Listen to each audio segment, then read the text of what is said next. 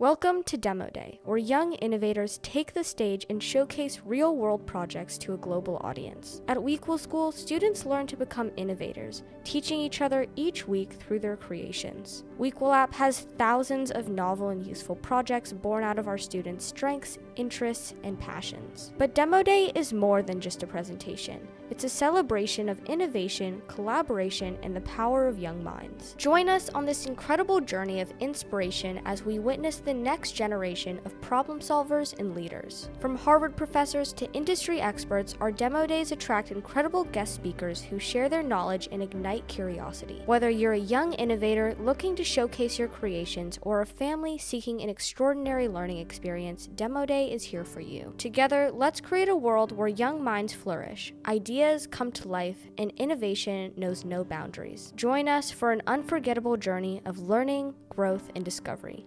Welcome to Demo Day. I can just show the YouTube video that I made today since it's really short, and then I'll go into the second project that I created. Let me make sure I'm sharing audio. Okay, there we go.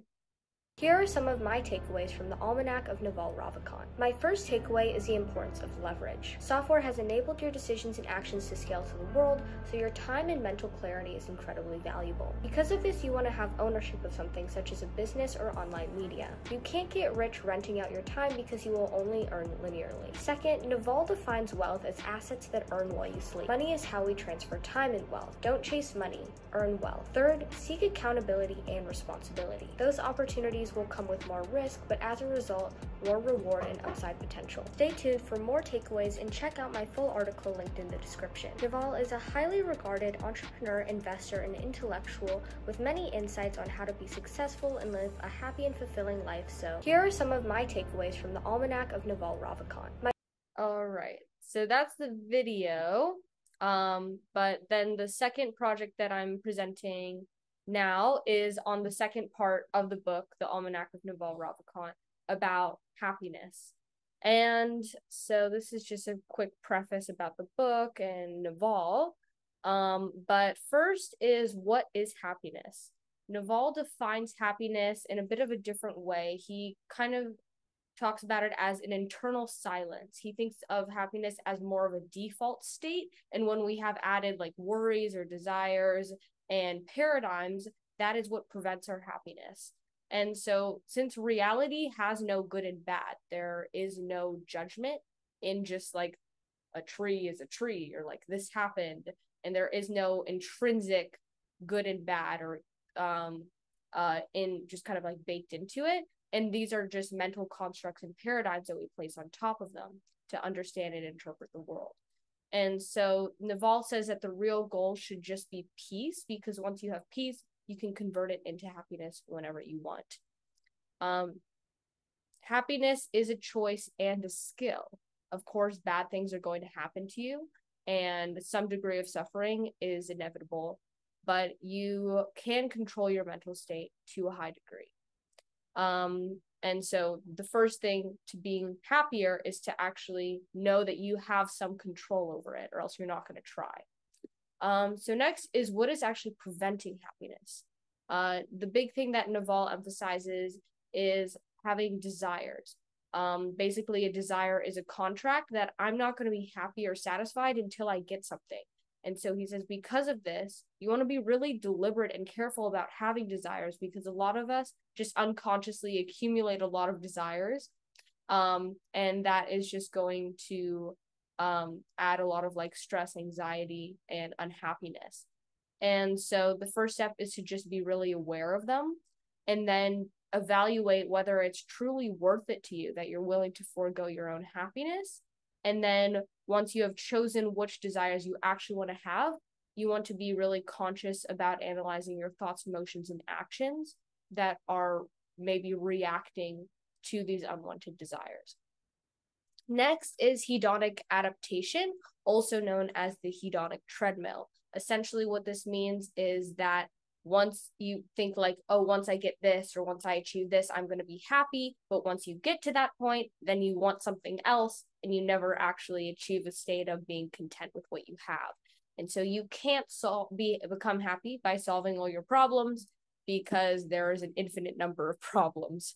And so so basically you want to catch yourself when you start to waste mental energy on these never-ending games, or that kind of thinking of like, once I get this, then I'll be happy.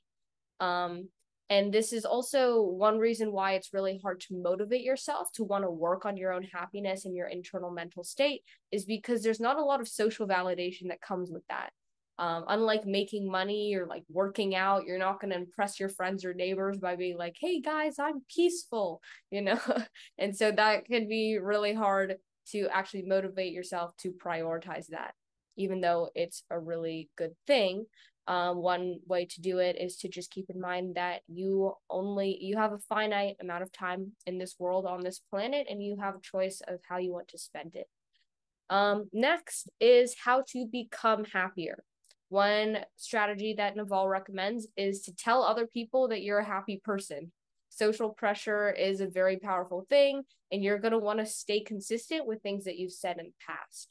Next is to improve your mood through forms like meditation, music, exercise, sunlight, positive thinking, and tryptophan. For those of you who don't know, that is something that allows you to like develop dopamine and serotonin better. It comes with like, I think it comes with sunlight, and then also certain foods can increase that. I had no idea what it was when I first read it, but yeah. And then this is instead of like unhealthy forms of vice.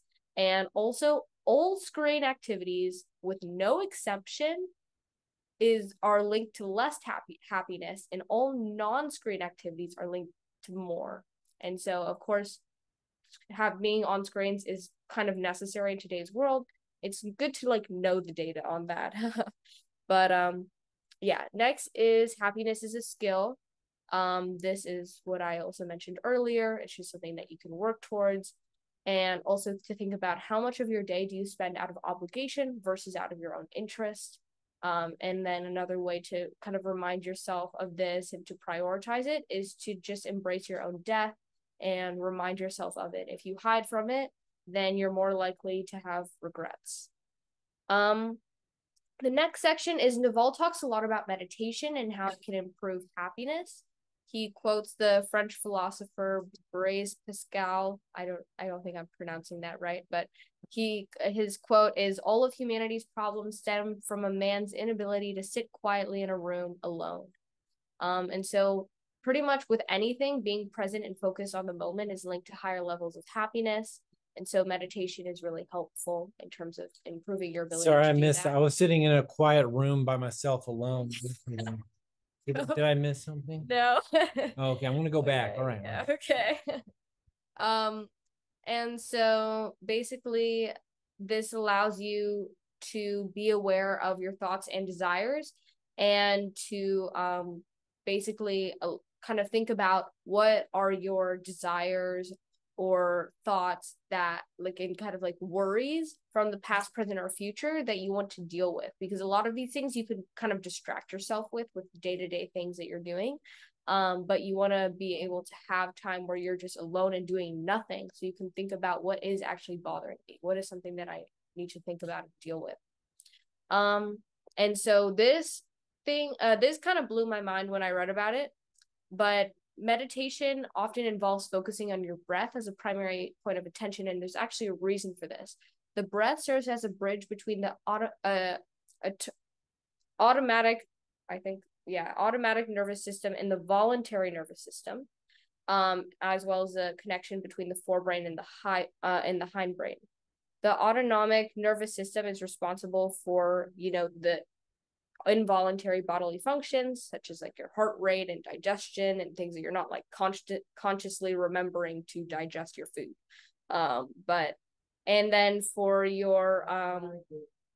And so then your voluntary nervous system is for like intentional actions. And so because your breath is something that happens without you having to consciously think about it and remember it all the time, but you can also control your breath, this actually kind of becomes sorry guys. Because of that, the act of focusing on your breath can basically create a bridge between this, where you're able to regulate some of the autonomic functions, such as slowing down the heart rate and inducing a state of relaxation. And so this is something that I thought was really cool and is actually like the scientific reason for why you actually focus on your breath while you meditate. And so next is the form of meditation that Naval uses is not called non-judgmental awareness. Essentially, this is just through your regular day-to-day activities, trying to recognize when you start to make judgments and actually kind of think about the root cause. And he says that like most of the time when you're making judgments, it actually stems from your own fear. In the book, he gives an example of, oh, look at that guy, his hairdo is bad. And then maybe it's his fear, oh, I'm getting old, I'm losing hair, I'm afraid I'm going to go bald or something. And so a lot of the time, the added layer of judgment is in large part is not really that helpful.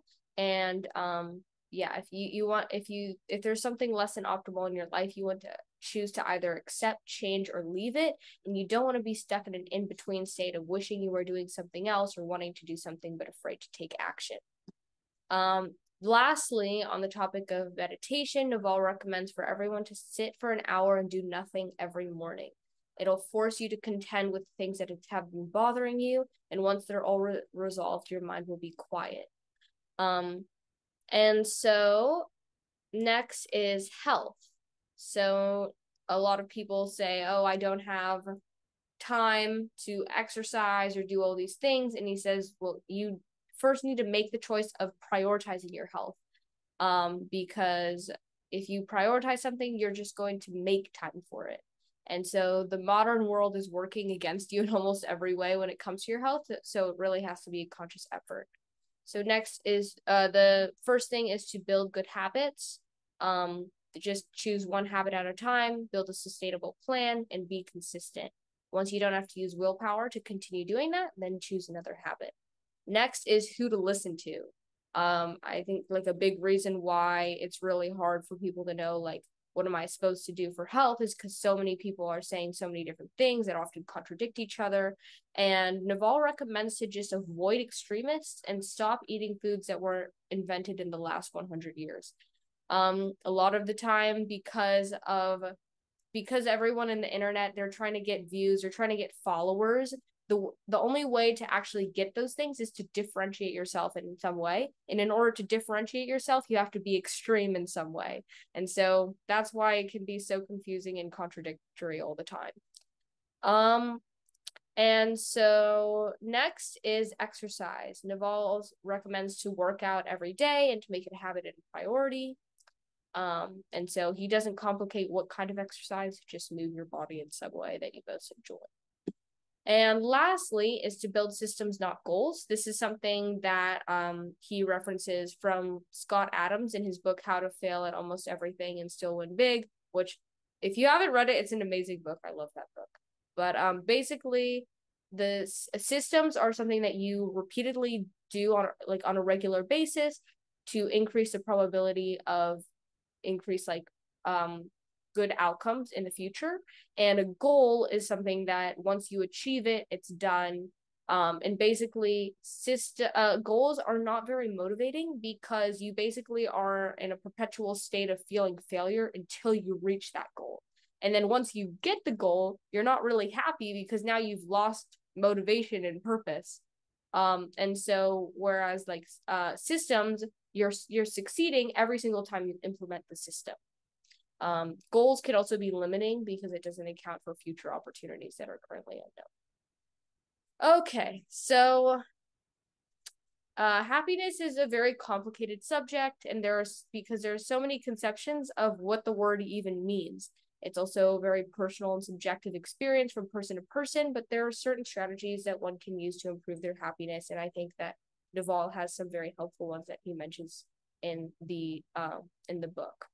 And so happiness is not really a good goal because it's fleeting. You're never going to always be happy.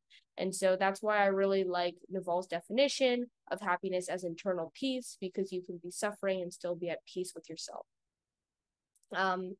And so the human brain is really complicated, so it's important to listen to yourself and your emotions. And the biggest step is to prioritize your own happiness and to recognize that we're all going to die, and reminding ourselves of that makes it starkly clear that much of what we concern ourselves with really isn't that important. But I hope that these 2 articles summarizing my takeaways from the Almanack of Naval Ravikant were helpful to you.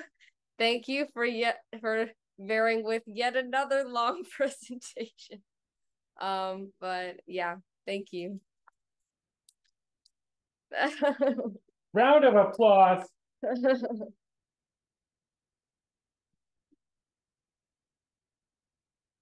All right. Go ahead, Isla. Okay, first of all, wow, mind blown. That the takeaways from the almanac thingy-majiggy. Anyway, that was so inspirational. Thank you. So inspirational. And also, it makes a lot of sense too.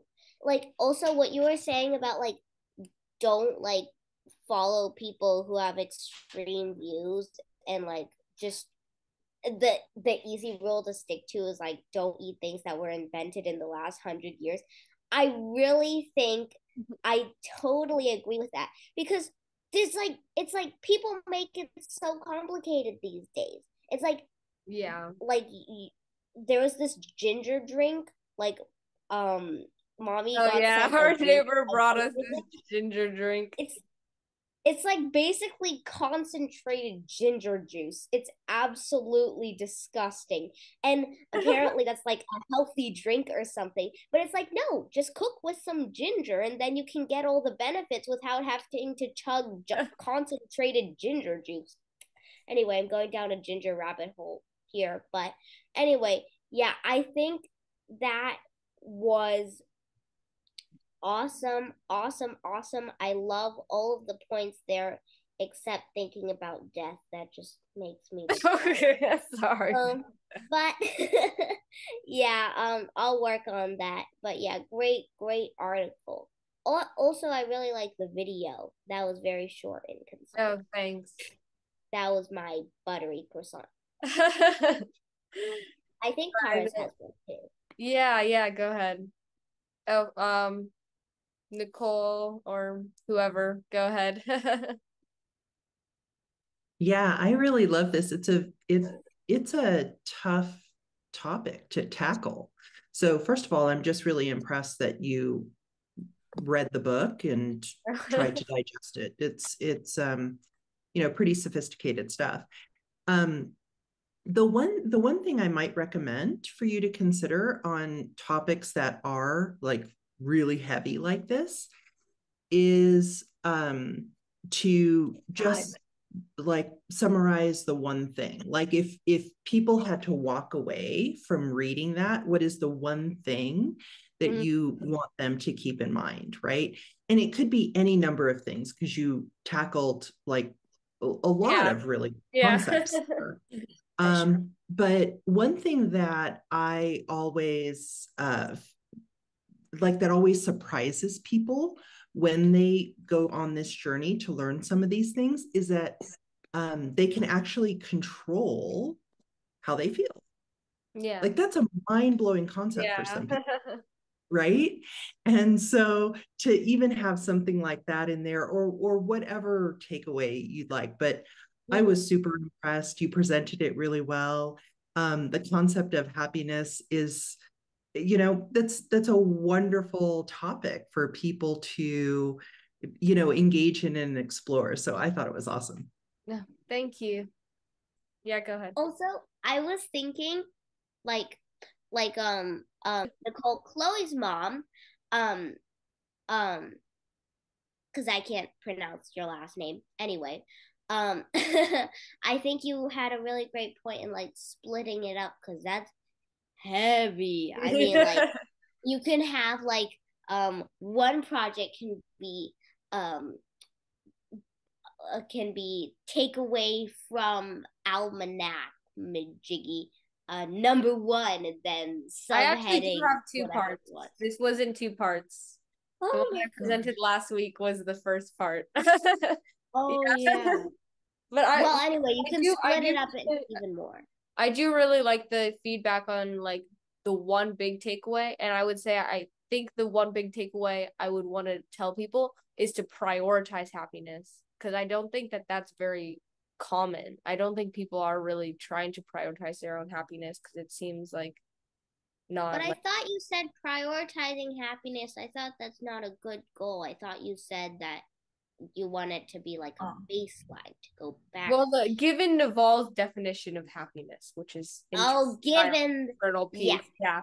So internal I would say that is like, because I don't think a lot of people do that, but it is really important.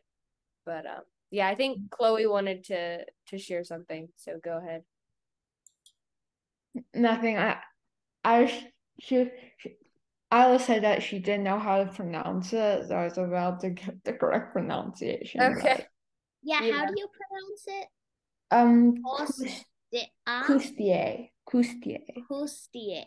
It's French. That's interesting. I used to pronounce it Coustier. Yeah, that's how I thought it was pronounced. I thought it was Cowsteer. What's the origin? It's French.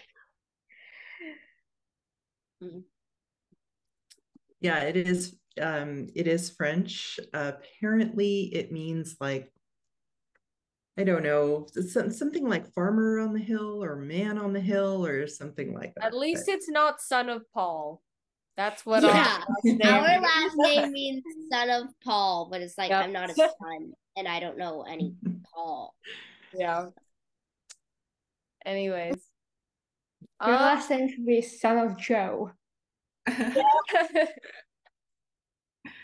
But I'm not a son either. Daughter of Joe. Sorry. What do you think, Alexia? I thought it was really good.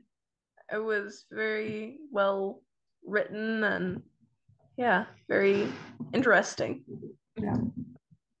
I agreed. I just have to tell you, so I actually had read this already, just diving into the website and was extremely impressed because it was so easy for me to understand, even though I haven't read it. And that's really impressive. But also, I did think the idea of having that final point is like pretty brilliant. I wouldn't have thought of it myself. But it's pretty brilliant because I do sometimes find like when I read an article and I'm like, man, that was a really great article. And then I walk away and I go to tell my husband, and I'm like, I don't know what to tell you. You don't remember anything. Yeah. Yeah. Yeah. Something about thinking about death, right? Yeah, thank you so much. But yeah, we're going a bit over time, so a couple people worth it. Yeah. Yeah, thank you so much. This is great. Thank you. This has been awesome. Nice meeting you. Yes. Sumay, I can't see your part 103 on your takeaways from Almanac. Oh, yeah, it's both. I linked to the other one in both the projects. So if you go to the first part of the project, I linked. But aren't you splitting it up into a bunch of takeaways? No. Or no. Oh, okay. I have two projects, one for one for each section of the book, but yeah. Okay. Anyways, bye-bye. Seeing you all. Thank you for coming. Thanks for joining. Bye-bye. Thank you. Bye. Bye. Bye.